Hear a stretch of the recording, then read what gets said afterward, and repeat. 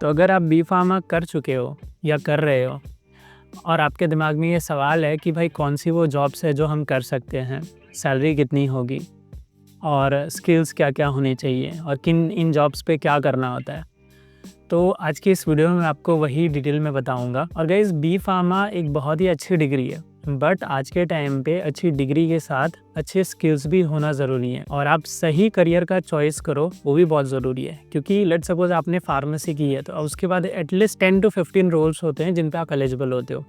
आपने कोई ऐसा रोल चूज़ कर लिया जिस पे ग्रोथ नहीं है, अच्छा पे नहीं है, तो आप लाइफ टाइम उसी पेस में रह जाते हो, उसी ग्रोथ के सीक्वेंस में रह जाते हो। बट नो डाउट, टेंशन नहीं लो, आज की इस वीडियो में मैं वो सारे डाउट्स क्लियर कर दूंगा। और सबसे पहले जो जॉब रोल है वो है क्लिनिकल सैस प्रोग्रामर। इस रोल पे आप पेशेंट का डेटा एनालाइज करते हो, राइट। जो ट्रायल होते हैं, जो पेशेंट को ड्रग दिए जाते हैं, उसका डेटा एनालाइज होता है। इस दौरान जो डेटा एनालाइज होता है वो सैस सॉफ्टवेयर में होता है, आर में भी होता है और कहीं कहीं पाइथन में भी। जो ज़्यादा ज़रूरी है सीखना वो है सैस और आर सॉफ्टवेयर। अब आ जाते हैं इस पर सैलरी कितनी होती है। एक फ्रेशर की सैलरी 4 LPA से लेके 12 LPA तक हो सकती है और ये CRO में एक हाईएस्ट ग्रेड जॉब है। मतलब इस जॉब का ग्रेड भी काफ़ी हाई है और ग्रेड हाई है तो पे भी हाई होगा।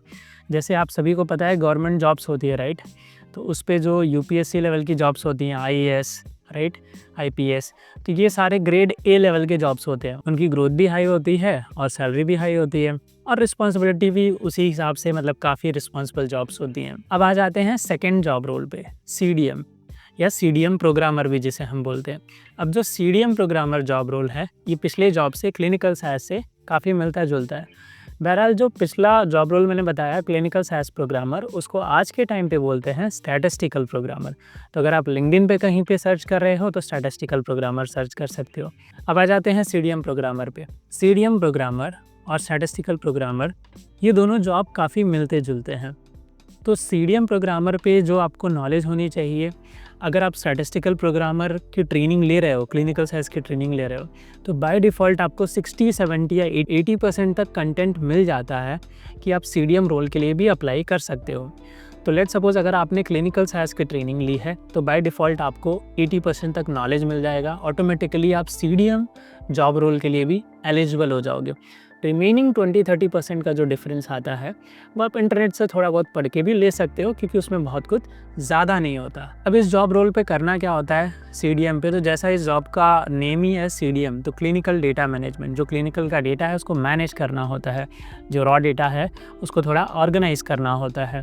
CRF है, वहाँ से डेटा को ट्रांसफॉर्म करके डेटा सेट में लाना होता है। और भी काम होते हैं। अब इसकी सैलरी की बात करें तो इसकी सैलरी भी 4 लाख से लेके 8 लाख या 10 लाख तक जाती है, depend upon companies to companies. और गाइस अगेन कंफ्यूज नहीं होना, ये जॉब रोल है CDM प्रोग्रामर, क्योंकि CDM डिपार्टमेंट में मल्टीपल रोल्स होते हैं। हम जिस जॉब रोल की बात कर रहे हैं वो CDM प्रोग्रामर है। अब इसको सेकंड हाईएस्ट जॉब रोल आप कंसिडर कर सकते हो। अब जाते हैं तीसरे जॉब रोल पे। अब जो तीसरा जॉब रोल है वो है फार्माकोविजिलेंस या ड्रग सेफ्टी।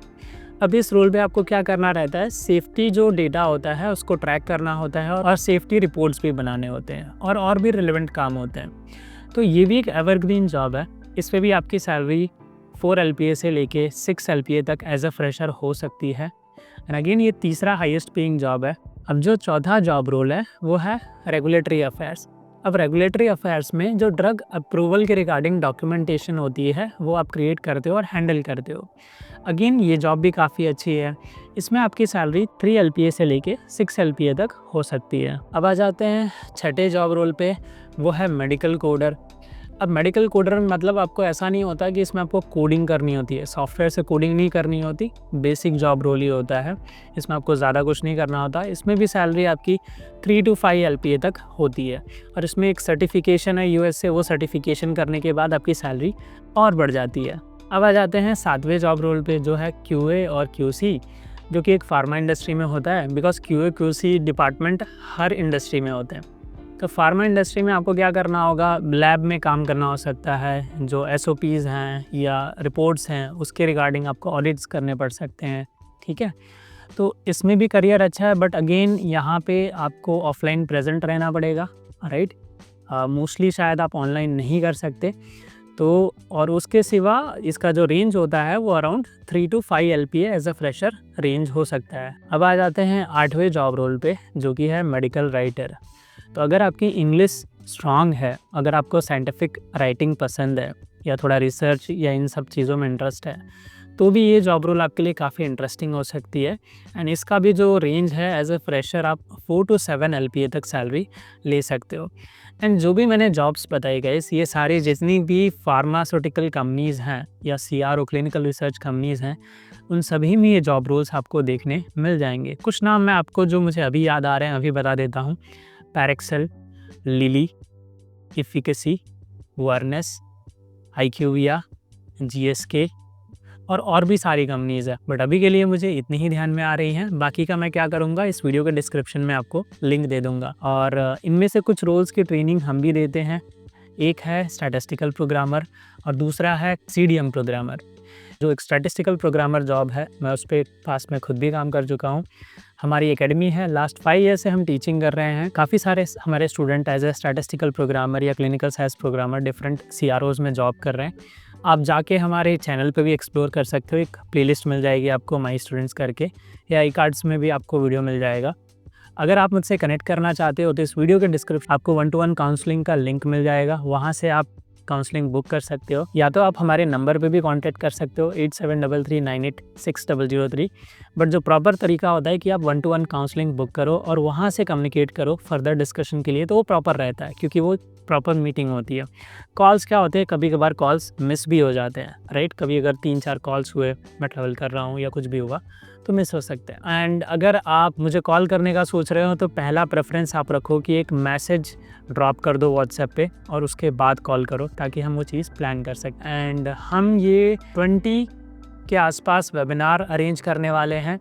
वेबिनार में क्या होने वाला है, वेबिनार में बहुत ही स्पेशल होने वाला है। इंडस्ट्री में जो लोग काम कर रहे हैं फार्मास्यूटिकल या CRO में, वो होंगे, प्लस उनके साथ मैं होऊंगा, और फ्रेशर्स होंगे। फ्रेशर्स अपने सवाल डायरेक्टली वर्किंग प्रोफेशनल से पूछ सकते हैं। ये वर्किंग प्रोफेशनल्स कौन से रोल पे काम कर रहे होंगे, स्टैटिस्टिकल प्रोग्रामर और बायोस्टैटिस्टिशियन रोल्स पे, और उनको इंडस्ट्री की भी एक्सपर्टीज़ होंगी, बिकॉज उनको मिनिमम 4-5-6 साल का एक्सपीरियंस होगा। तो अगर आप वर्किंग प्रोफेशनल से जो इंडस्ट्री में काम कर रहे हैं उनसे डायरेक्ट बात करना चाहते हो, तो भी ये वेबिनार ज्वाइन कर सकते हो। उसका लिंक भी आपको वीडियो के डिस्क्रिप्शन में मिल जाएगा। और कोई भी सवाल हो तो वो नंबर भी है, आप उस पर कॉल कर सकते हो। और कोई वीडियो आप मुझे सजेस्ट करना चाहते हो कि आप अगली वीडियो इस चीज़ पे बनाए, तो वो भी बता सकते हो। और गाइस, एक और अपडेट देना रह गया था, वो मैं अभी बता देता हूँ। हम 1 दिसंबर को एक न्यू बैच स्टार्ट कर रहे हैं क्लिनिकल साइंस के लिए। अगर आप इंटरेस्टेड हो तो वो बैच पे ज्वाइन कर सकते हो। उसके लिए आपको डिस्क्रिप्शन में लिंक मिल जाएगी, या तो आप हमें नंबर पे भी कांटेक्ट कर सकते हो या 1-to-1 काउंसलिंग के थ्रू भी। That's all guys, thank you.